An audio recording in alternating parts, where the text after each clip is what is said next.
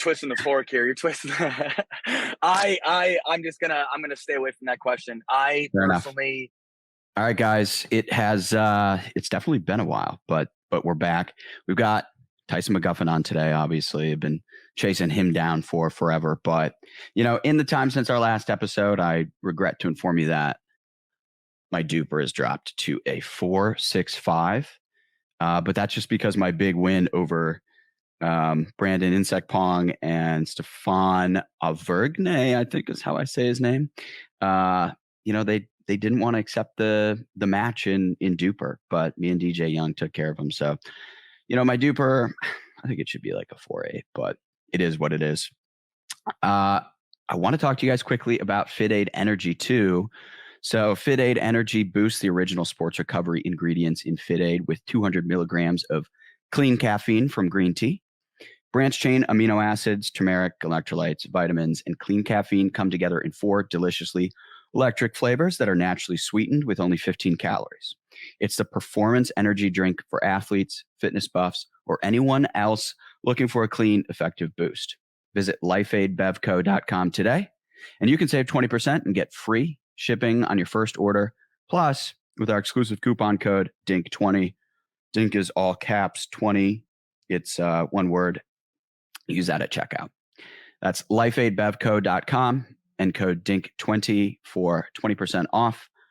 Plus fast, free shipping. The future of energy drinks is here. Welcome to Energy 3.0.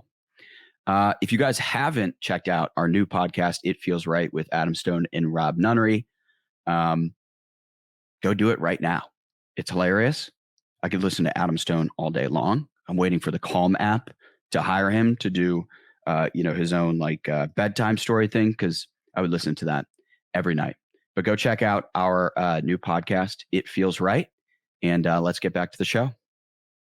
And we should be live. What's going on?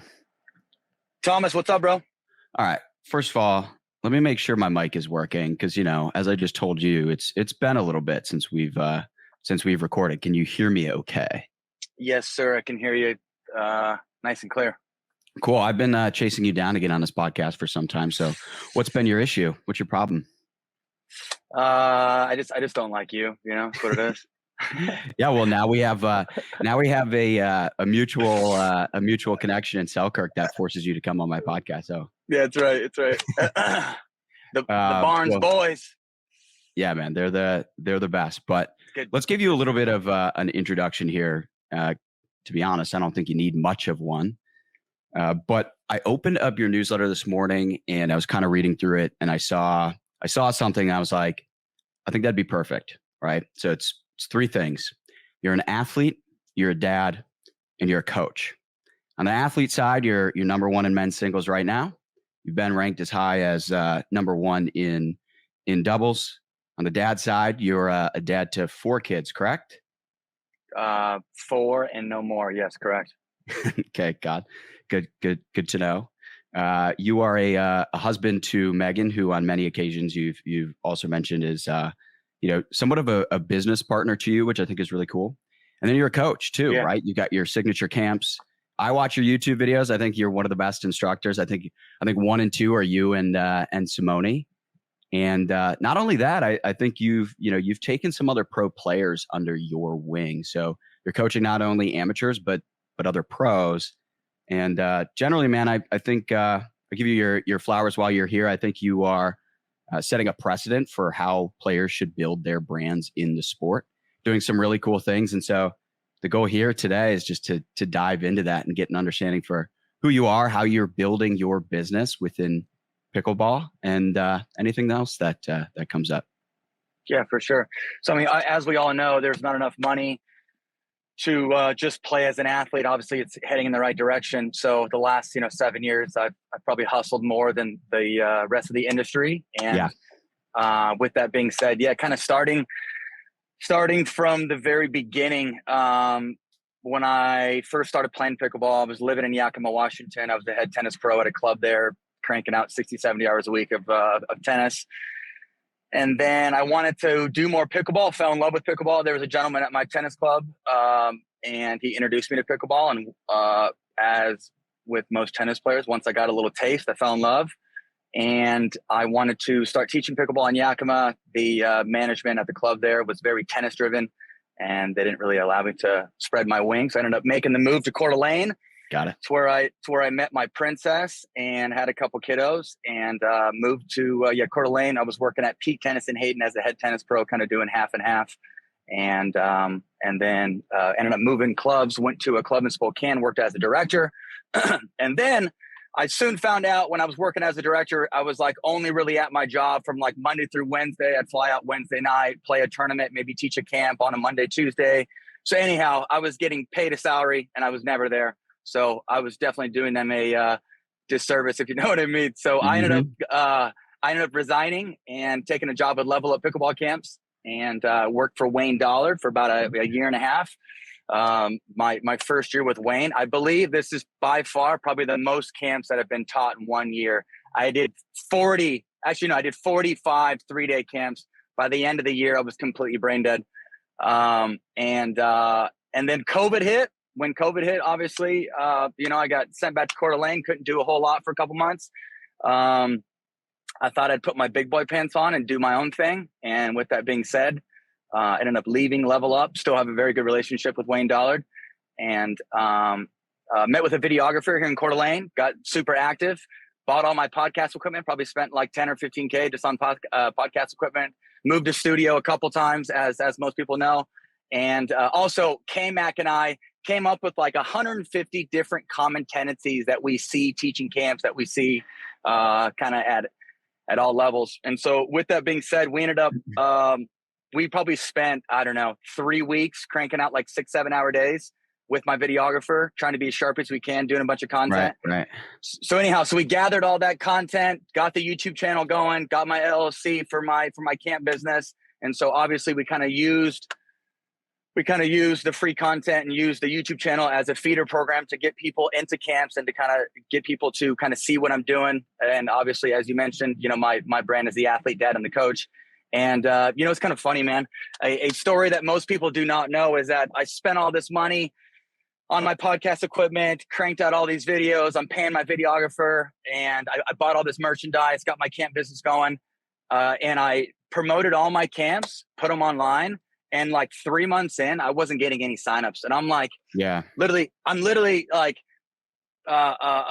losing myself, feeling very insecure, thinking like, should I not have made this move? Like, should I just stay with Level Up? Like, am I not the guy? Mm-hmm. And then, once people started watching more of my content, once I started getting more subscribers on my YouTube channel, then camp signups came. We've been doing camps for the last 2.5 years. I would say my first year, I think I led 20 camps my first year. We were getting anywhere from like 16 to 24 people. Now we're 2.5 or 3 years in. I'm getting consistently anywhere from like 40 to 56 people. K-Mac's first year of teaching. K-Mac also leads camps for me. John Sperling also leads camps. K-Mac's right now is getting anywhere from like 16 to 24 people. And talk about like, the YouTube channel blew K-Mac up. K-Mac was like a top 30 guy. Nobody really knew of Kyle. Obviously, he kind of coached me a little bit in singles, but Kyle got blown up through the YouTube channel, being in my educational videos, being the host of my podcast, coaching me on the sideline. Now he's doing some commentating for PPA. So like now I'm in a great position where I'm taking a big step back next year, doing like, anywhere from 4 to 6 camps. K-Mac is going to be slaving away on the road, probably doing 30 to 35. Sperling's going to do and Sperling's going to do 10 or 15. So, I was able to kind of build my guy up just through free content. And now I'm like I just mentioned, now I'm in a great position where I can take a big step back and K-Mac can kind of run the show. For sure. Yeah. I mean, you've definitely established your brand. I love that you say that there was this moment of doubt when you first launched. You were 3 months in and you were like, man, there's no traction. There's no signups. Yeah, and you're sort of starting to question your decision, right? But anybody who's ever started anything knows that it doesn't happen overnight. It's a slow build. You have to be patient, and you got to put the work in. Yeah, no, very true. And then also too, I probably have 5 or 6 people on staff right now. Agent, content creator, videographer. We have a personal assistant. Have my wife. I have 2 lead pros. I have a couple assistant pros. So it's a lot going on. But yeah, as of now, we're pumping out content 4 or 5 days a week. My content creator also manages Selkirk TV. His name's Cooper Deck, total stud. And Cooper essentially kind of manages my social media calendar, checks in with my videographer. Here coming up, kind of his new deal, because I have way too much going on, is not only is he going to manage all my platforms, but for the podcast, he's going to schedule with my guests. He's going to put it on the calendar. He's going to get all their information. We're going to send all my guests merchandise and stuff like that. Love it. So yeah. So that way I don't really have to touch it. He manages not only my content, but all my guests and the scheduling and all the above. Right. So there was a while where you were sort of just, you were just trying to get traction in all these different places. And now you're at a point where you even said you get to take a step back. You get to put people in place, put some of this stuff on autopilot, and in some ways kind of free up some of your own time and just enjoy what you've built, right? You're starting to see the dividends, and you can take a step back. Very much so. And then also too, as we all know, the sports line getting younger. Daddy McGuffin is only getting a touch older, not all that much older. But with How that old are being you? said, are you 34? I'm 32. Oh, really? With some fresh pearly whites. Right. I might have to take a page out of your book. Yeah. But so next year, just with the level getting better, with me trying to stay as relevant as possible, with more money coming in on the pro tour, I'm taking a big step back teaching, obviously, and kind of letting things run on autopilot, like you mentioned. But I'm going to spend more time training. Like I've spent the last 7 years, bro, with like nobody in my area. I mean, basically I have a bomb machine. I have my left hand, and I have this 65-year-old guy named Jimmy who's a 4-5 that will do some drilling, but it's not ideal. So like, I've been at the top and I've had no upside. I have nobody to train with. So like next year I'm like, you know what? Like I'm not gonna live the same story. I probably have 5 or 7 years left playing. Like if I'm going to do it the right way, I'm going to work my ass off. I'm not going to teach as much. There's enough sponsor revenue coming in now. So next year, I'm trying to get guys to move to me, or simply all leave like a week early for a tournament, go down to Salt Lake City, train down there. I mean, there's plenty of people down there. Go to Austin. Kuhn offered me a house at Dreamland. So next year, I'm taking the athlete side a lot more serious. And I'm looking to beat up on some boys. I like it. Okay. I want to like dive into that a little bit more, right? So you sort of outlined your org structure. You got a few different people working with you. You have a few different business lines. Can you name all your revenue streams? If I were to guess, it's going to be the camps, your sponsorships, your appearance and wins if you have a good outing. And then I know you have kind of like a hybrid clothing brand with Selkirk, which I'm sure you're making some percentage on. And then you have kind of like, the creator revenue, which I would classify as like, money that you're making directly from like YouTube views or some of these other platforms. Did I miss anything? Yeah, no, I don't think you did. We have a title sponsor for the podcast. We have a title sponsor for the camps. I'm trying to get a title sponsor for the educate. I'm trying to get all my businesses just decked out in sponsors, right? And not only title sponsors, but product sponsors as well. Yeah.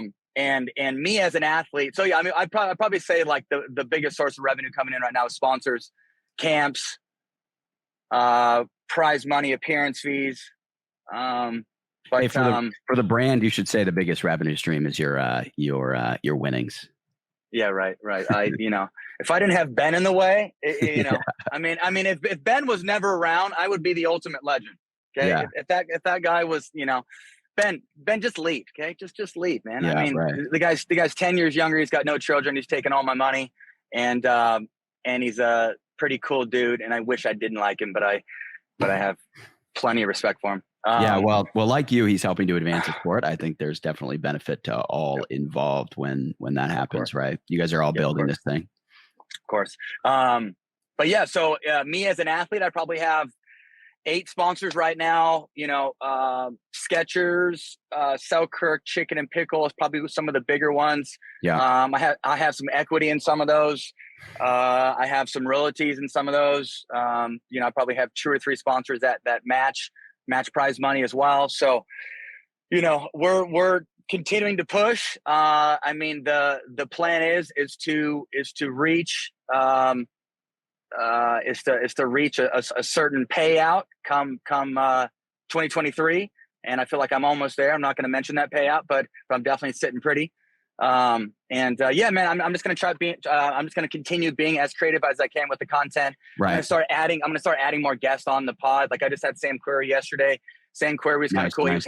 He was hanging out in North Idaho for like the last month, and don't know if the pickleball world knows this, but he is going to be making his pickleball debut come 2023, which is pretty sweet. Yeah. Yep. Like the next, I mean, I'm like 46 episodes in right now on the pod, and primarily it's been K-Mac and I bringing on a couple guests. But the new direction that I'm taking is I'm going to start bringing on just a lot more athletes and getting different stories and stuff like that. So, I think that's totally interesting because like, and it's a bigger play for you. I mean, you're building this brand within pickleball that's undeniable, but is there a way for you to build your brand as an athlete to transcend pickleball?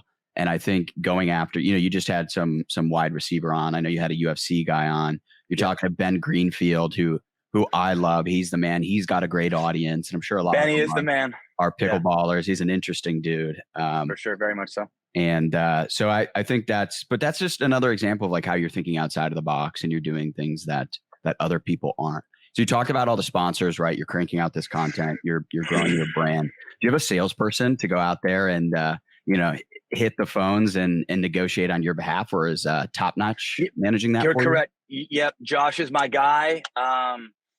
And I believe after I signed with Top Notch, I believe like 5 or 6 other players signed as well. So I kind of helped push some people into the right place. And but yeah, no, Josh is a great guy, man. Top Notch works with a ton of tennis players and I believe runners. Some of the tennis players that they work with is John Isner, Riley Opelka, cool. Jennifer Brady, Allison Risk. And so I've been with Top Notch for the last year and a half. So Josh is my bulldog, handles all my deals, takes his little percentage. And and as like something like my family, my wife and I were looking for, with obviously having somebody kind of manage that space for us, was somebody that like truly likes us, follows my content, watches my podcast. Sure. Like, there's love there. There's loyalty there. Versus there's plenty of agents out there that are just out for their 20%. So. Right. So you have this LLC, right? Are you, are most of the people that work with you, are they W-2 or, is this mostly like 1099, which is like, are they freelancers or are they? They're all W-2s. They're all W-2s. Yep. Yeah. Right. So you're running this like a real business, and, I don't know. I find that super interesting. So going back over the different revenue streams, if you could say there's 1 and 2, right? I would, again, because I like to just guess, I would guess that number 1 is the sponsorships. Number 2 would be your appearance fees and winnings as far as revenue streams go. Or is it maybe like the camps? Because I think the camps could be its own business, right? But it's all rolled up into this LLC. So how do you look at that? Right. What's the ratio and what's bringing in the most cash for you? Yeah. So sponsors, definitely sponsors, and then camps, and then number 3 would be appearance fees and prize money. The camps are, camps is just it's kind of a cram session over a 2-day period. I have 48 people, 6 hours each day. Probably 98% of my camp demographic is 55 plus as well. So, but no, the camps are great. Now we're kind of in a position too where we've partnered with Chicken and Pickle, we've partnered with PPA, we've partnered with Discovery. So we get to save on expenses. We don't have to pay court fees and stuff like that. So there's extra, obviously, coin and just more to the bag when you don't have to pay court fees and stuff like that. We get free balls from Franklin. We have a sponsorship from Franklin. So no, I would say, being able to piggyback camps off of PPA events, like being able to show up to a PPA event, like I'll usually show up Monday night, practice Tuesday, Wednesday afternoon, I'll do a free kids clinic. And then I'll try to ball out through Thursday through Sunday. And then Monday, Tuesday, I'll teach my 48 person camp. So it's a nice little bag that I can make over a over a week period, you know? Love when you say that. It's a nice little bag. Yeah. Which, Chasing the bag.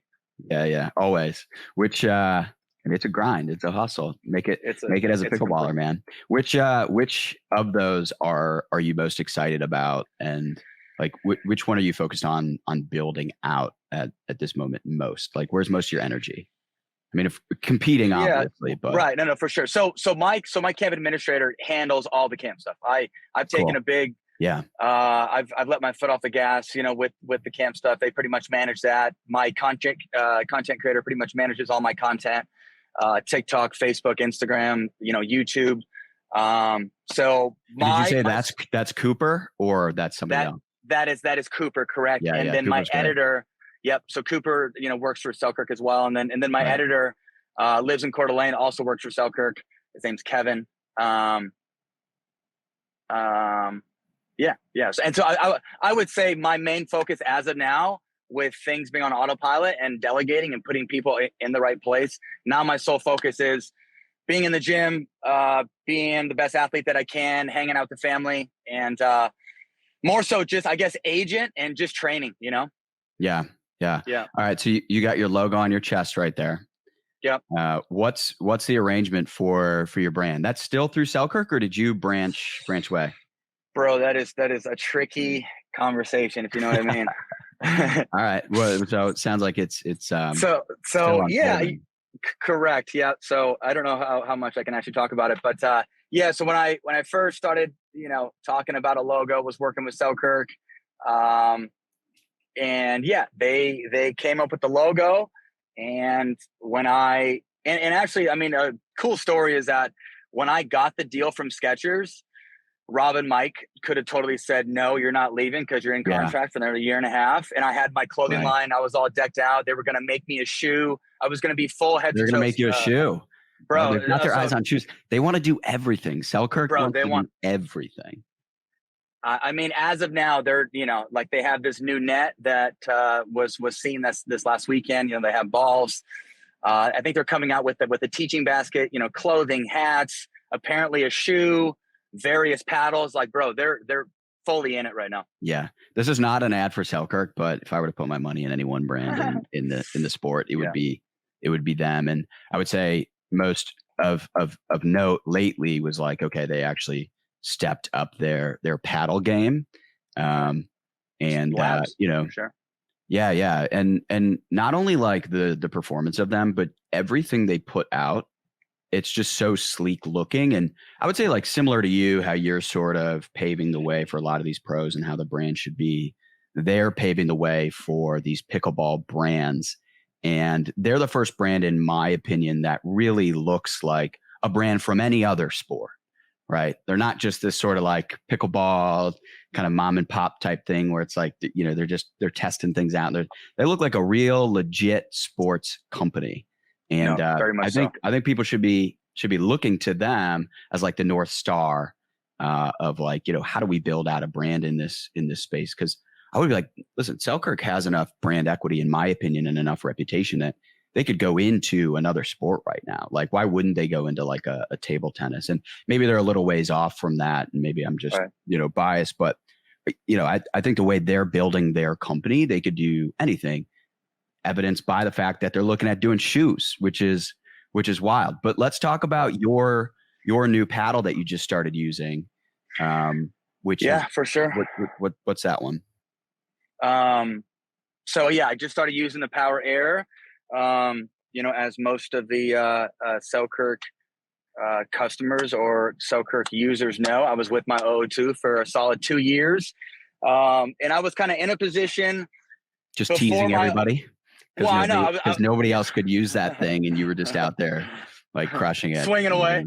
Yeah. But before they made the 002, I was in a position where I just, like most of the Selkirk paddles, didn't have a whole lot of power. You know, I came out with my signature Invicta amp back in 2018. Used that for 2 years, and then switched to the Vanguard Power. And anyhow, so. You know, I was kind of in a position where, you know, like the hand speed was getting better. Guys were starting to drive a bit more, be a lot more offensive, bring in more attacks and stuff like that. And I kind of felt like I just wasn't playing with a paddle that gave me like an advantage. So I was knocking on Rob and Mike's door for the longest time saying, bro, like I'm only getting older. You have to give me a sword, like give me something easy to play with. Give me something that has best of both worlds, something that has good spin, good feel, but also just a ton of pop. Yeah. So I loved Ben's Franklin. I also loved the Model E Electrum. And so we kind of made something in the middle of that. Came out with the 002 the first year that I used it. Didn't have any grit on it. This last year, they ended up putting on like a spray paint texture that gave it some grit. Anyhow, so all these players signed with the 002. And the funny thing is that I was really not ready to use the Power Air. I was totally won over on the 002. The Power Air kind of got pushed in my hands to a certain degree. I wasn't too happy about it at the start. But I kid you not, bro, like the last month I've been playing with it. Like, to me, it feels like the 002 and the 003 were at third base, ended up going to home run. They ended up having a baby, and that baby is the Power Air. Easier to play with. It's got a bigger hitting zone. It's got the same spray-on texture as the 002. Edgeless, bigger cutout, should feel a bit more aerodynamic. Yeah, like I feel like I'm kind of back to my roots where I'm playing better defense. I'm able to scramble better. But I'm still not losing power on the serve. I'm still not losing shape on the serve. And also too, if somebody comes at me, like I'm still getting plenty of pop with my hands. So, granted, like I used to play with my 002, I was probably weighing it like 8.3 to 8.5. With the Power Air, I'm probably like 9 ounces to like 9.2. Yeah. So, I had to, probably add like an extra half an ounce on there, but, now I'm definitely won over. Cool. I like it. I want to go back to your brand a little bit more, because I find that so interesting. One, just because, I'm a business owner. I'm thinking about my own brand. So I look at you and I look at what you're doing and I say, okay, what can we borrow from this? But, if I'm a pro in the space, I'm probably looking to you as, what are some things that Tyson's doing that helps set him apart that I could do? When you kind of look around the landscape of the different pros, a lot of them are starting to take steps, doing more on social media, very much so, interviews and things like that. But like, what are some of the easy things that other pros could be doing to help build their brands? I think pickleball needs to get to a place where these pro players do have their own brands. I mean, that's validation for the sport in itself. But what are some things they could be doing, like right off the bat, that you think you'd just be better across the board? That's a great question, Tom. Yeah, so I think first and foremost, like, I mean, I've gotten so many good things, and I've gotten great support, and I have a huge fan base. When I'm at tournaments, I don't take myself too serious. I'm signing autographs. I'm talking to people. I'm shaking throwing hands, throwing paddles to. I'm the nicest guy out there. I'm super approachable. So, and I don't have a great memory, but when it comes to campers, for some reason, I am very good with camper names. So, I think, when you're in a setting and you're in public, don't be larger than life. Don't think you're bigger than anybody. Right. Nobody's making sick money yet, I think just be real, be authentic, be organic. I mean, all that stuff goes such long ways. Small things in life have given me a lot.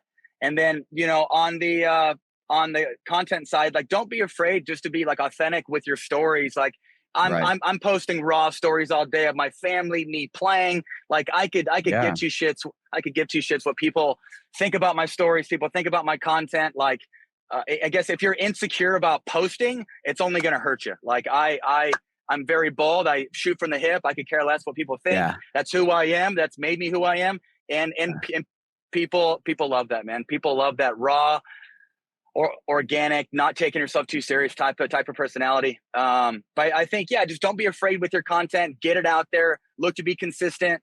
Make it a little different. And just put some effort in.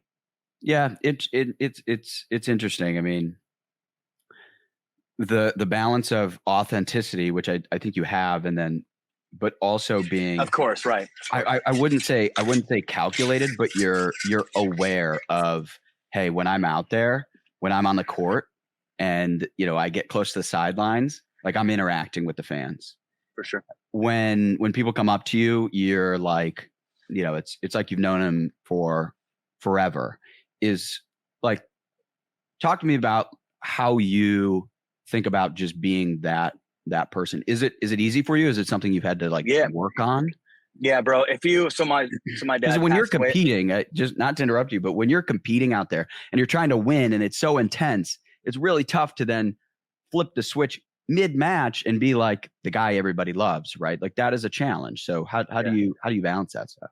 Yeah, for sure. And I think too, even like, so my best self when I'm playing is when I'm like half intense, and then I'm, yeah, I guess just like not seeing pickleball as like that's my only thing. Like when I Right. have some gratitude, or when I guess when I don't take it so serious and I'm half intense and I'm half just playing around, joking around, talking a little trash, that suits me my best. Like I play my best when it's kind of half and half.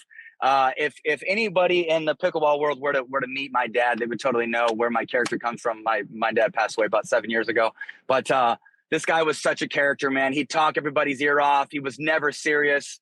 He was high on life, loved people. And, Right. I would say my character and my personality definitely kind of comes from Papa Randy. Got it. But Interesting. All right. So when you look around the landscape right now and you're looking at these different pros coming into the space, you're playing, a lot's changing and a lot's going to change in the next 3 years, but you're still playing singles, mixed, and gender. Is there going to be a point where you take a step? I mean, you said, you're 32.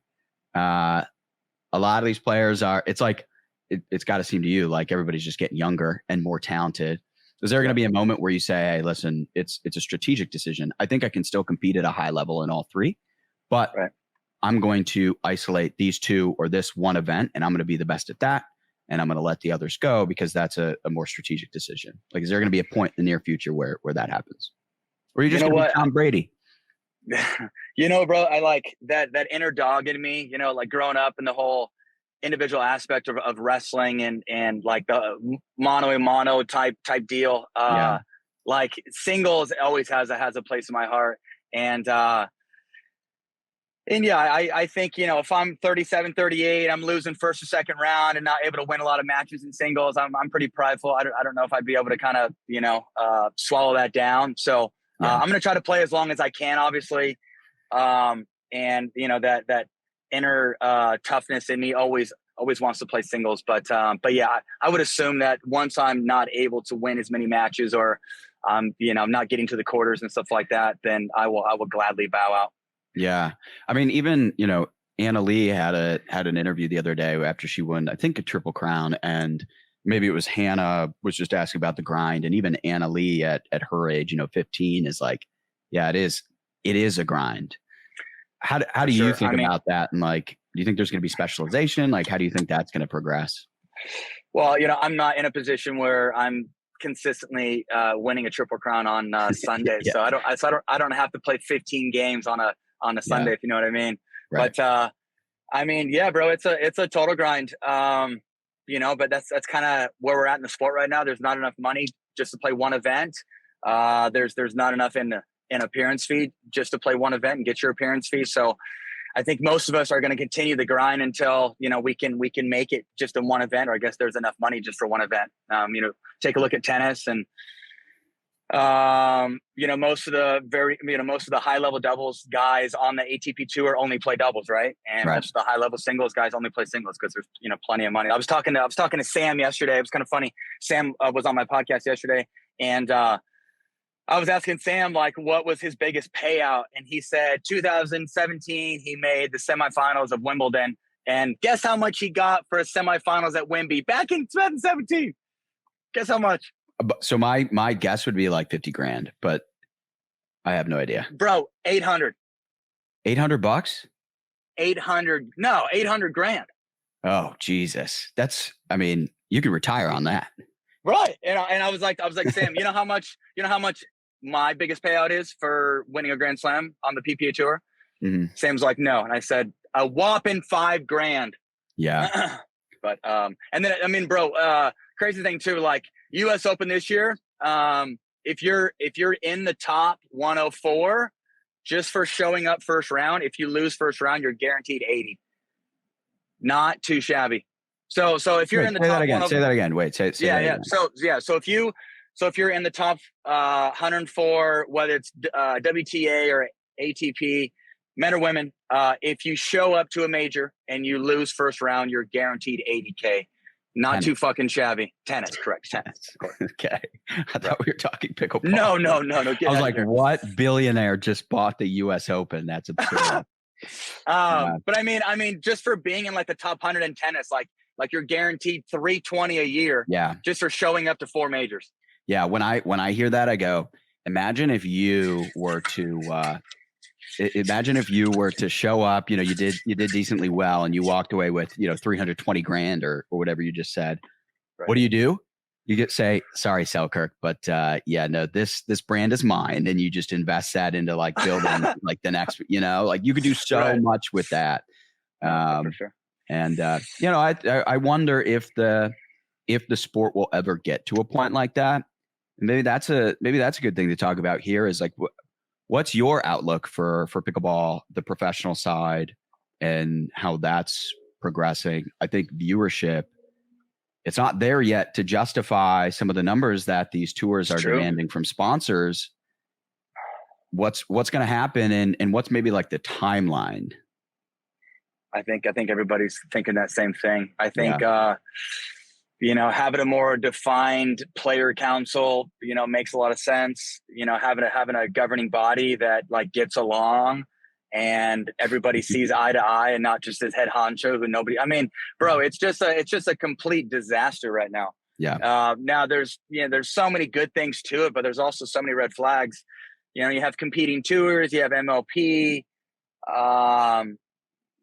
you have billionaires fighting. That's the most interesting thing, by the way. I mean, God. I mean, if everybody could just see eye to eye, like how much money could be on the table if they could just put their swords away.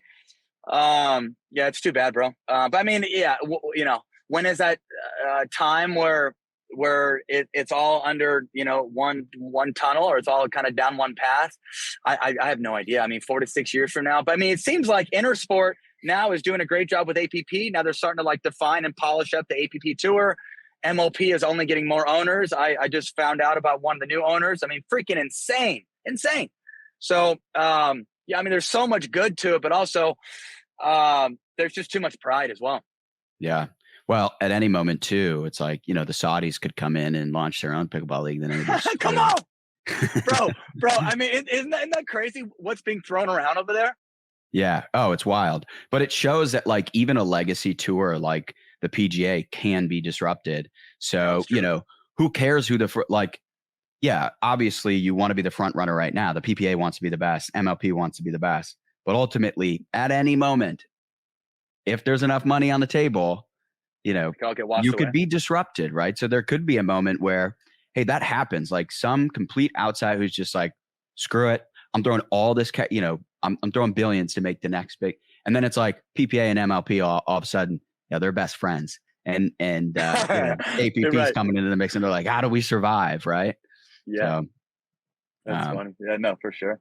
But I think one day, if it does get to the level we all want it to get to, it's gonna be a hell of a Netflix documentary talking about these early days and the back and forth. I don't know that there's been an instance where there's these two billionaires who, they just love this sport so much.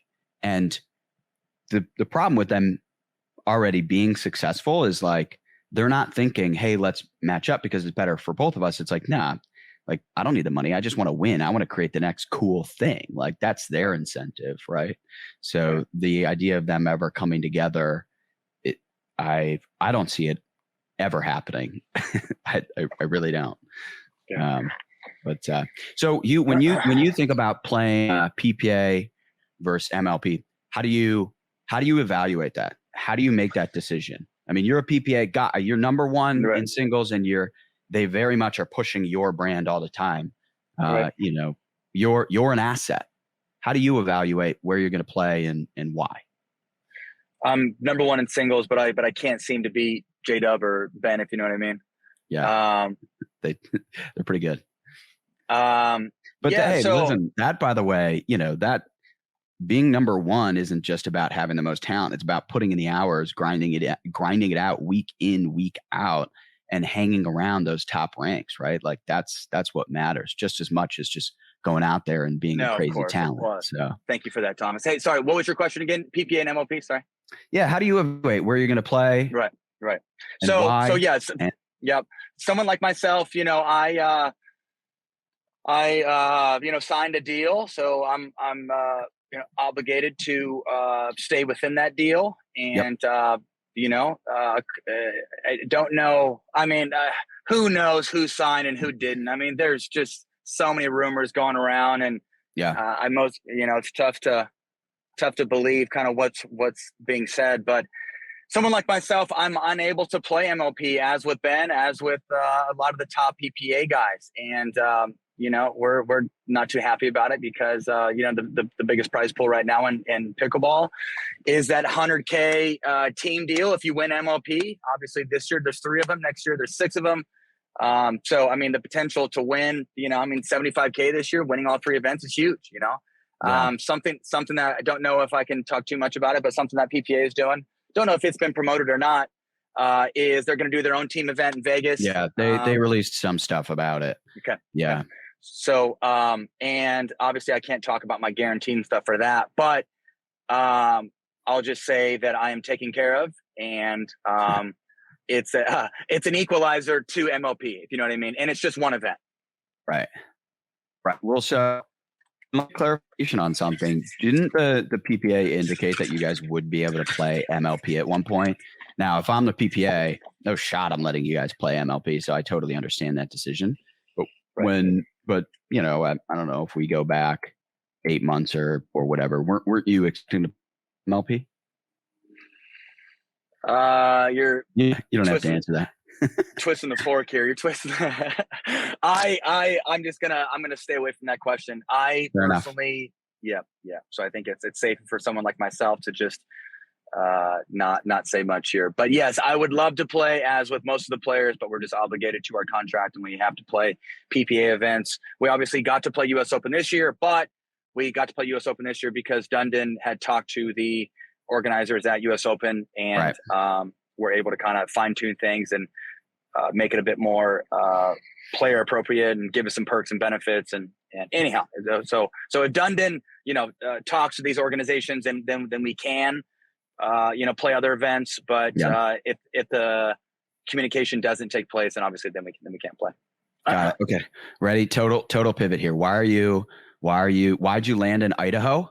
And as you said, there's not a lot of talent there for you to compete. What about Idaho? That's my question. Really sophisticated question there, but I'm just curious.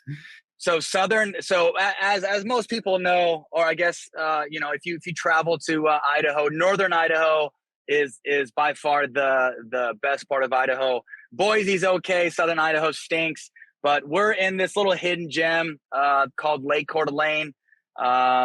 It's beautiful, man. Like I'm a big mountain guy.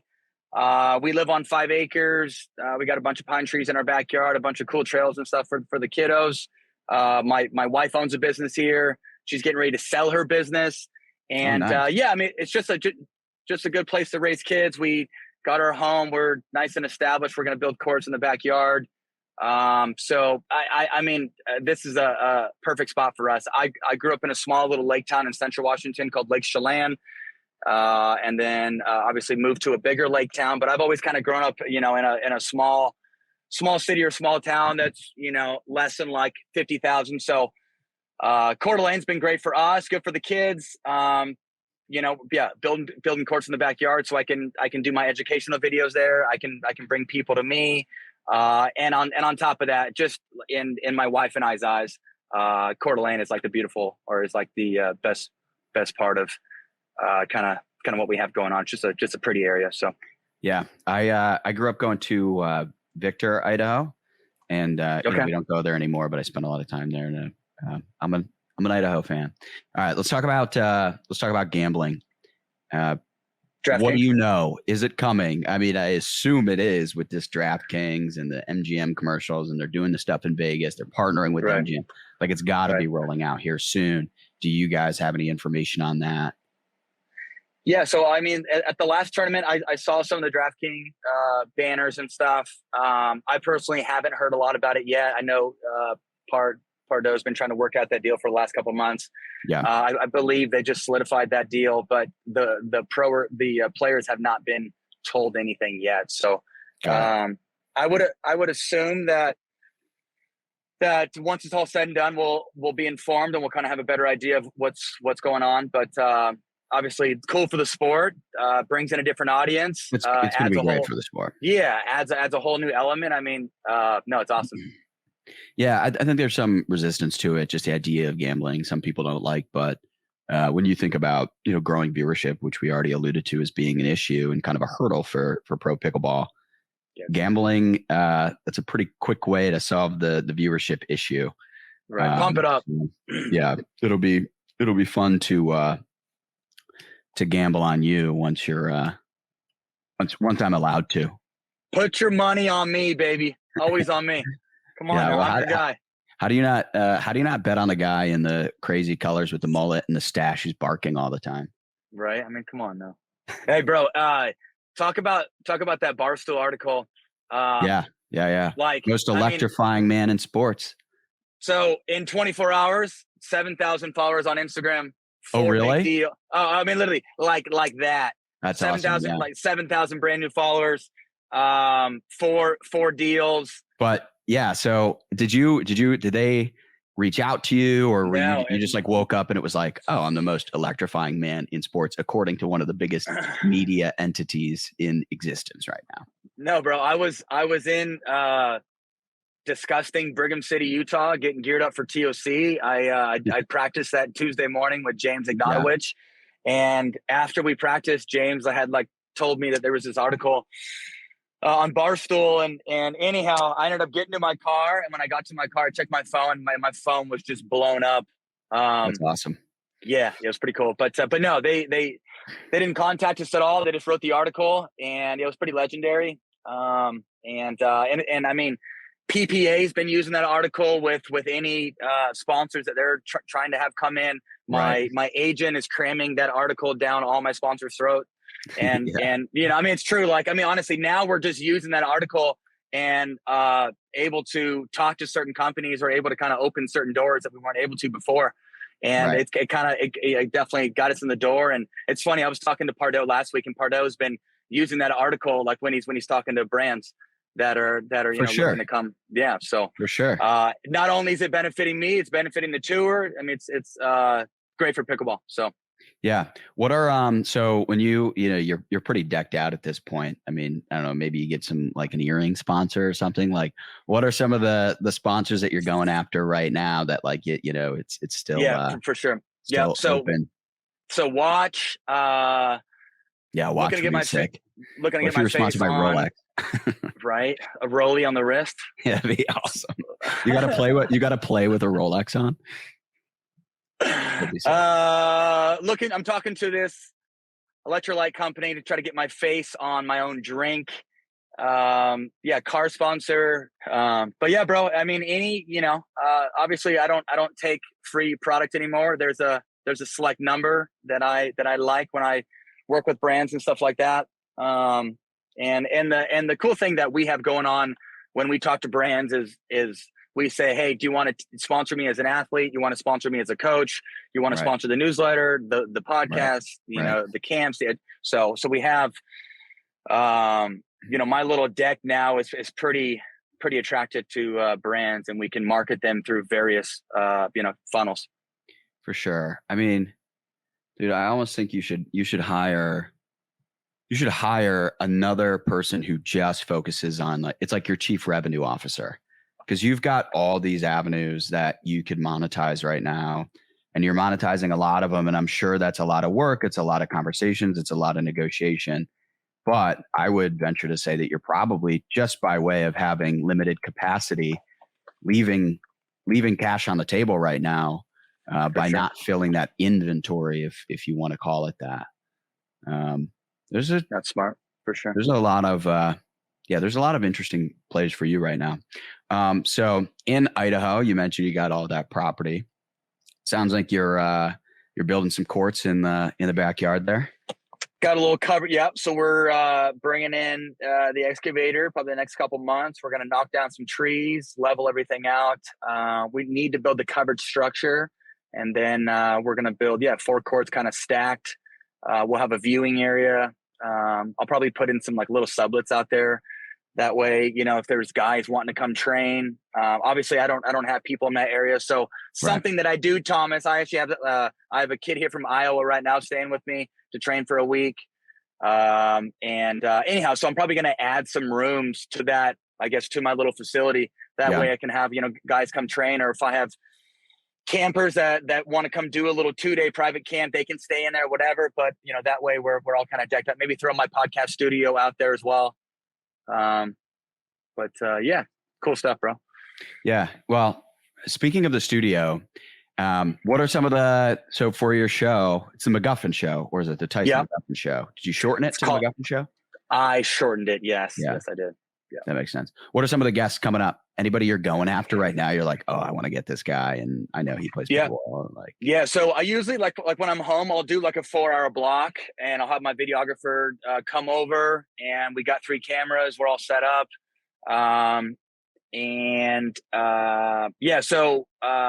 Like next Thursday, I have Golden Tate. That's great. So I was gonna have him on because I'm a Detroit Lions fan. He crushed it. From a Notre Dame family, so we've known of Golden for a long time. He loves pickleball. G Tate, he's a cool dude, man. I just sent him a bunch of TM merch and decked him out in hats and shirts. Gave him one of my old signature paddles and stuff like that. So I'm having him on. There's a UFC fighter. His name's Cody Tannerhill, I think it's his last name. He's like a top 10 dude in his division. Plays pickle. There's a guy named Smoke. He used to he used to run Macklemore's Instagram page. Okay. He used to run Waka Flocka's social media platforms. So Waka Flocka follows us, by the way. So I think he's kind of like somewhat interested in. Yeah, that was a weird follow. I looked at got the notification. It was like Waka Flocka Flame followed you. I was like, why?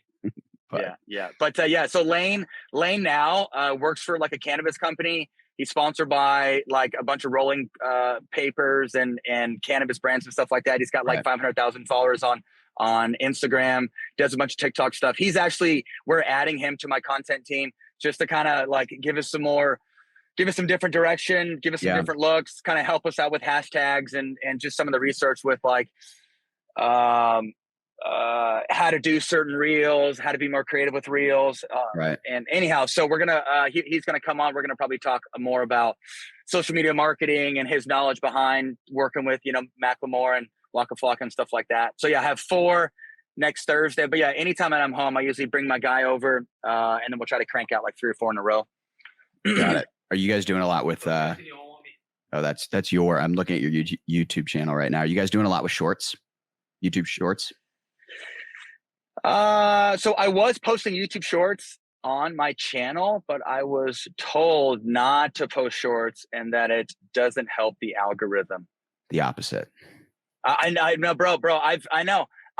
So that's what I thought, but I've talked to some people that work for YouTube. I've talked to Lane that has a YouTube channel. I've talked to Danny Duncan also kind of helps me out. Danny Duncan has like 10 million subscribers on YouTube, does a bunch of prank videos. I've been told to not post shorts. So I personally do not do short. Yeah. So I do not do shorts anymore. Now pretty much per week, we do a pod each week, and then we do 1 educational video. Got it.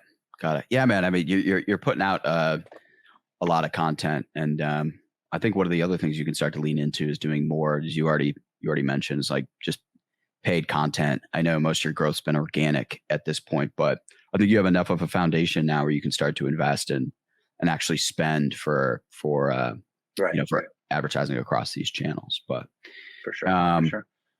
Nah, man. Okay. Anything else you want to chat about? For the Dink viewers, no. If you guys want to sign up for a camp, get your asses over to TysonMcGuffin.com. You can get K-Mac or you can get McGuffin. Best camps in the industry. Not only is K-Mac a good-looking guy, but he's very knowledgeable, and he'll even take his shirt off after a 12-hour camp. What a freaking stud! But no, please subscribe to my YouTube channel. We do boiler room breakdowns. We have a deal with Selker TV where we're able to take PPA live stream, do commentary over it. It's very educational. We add some humor to it.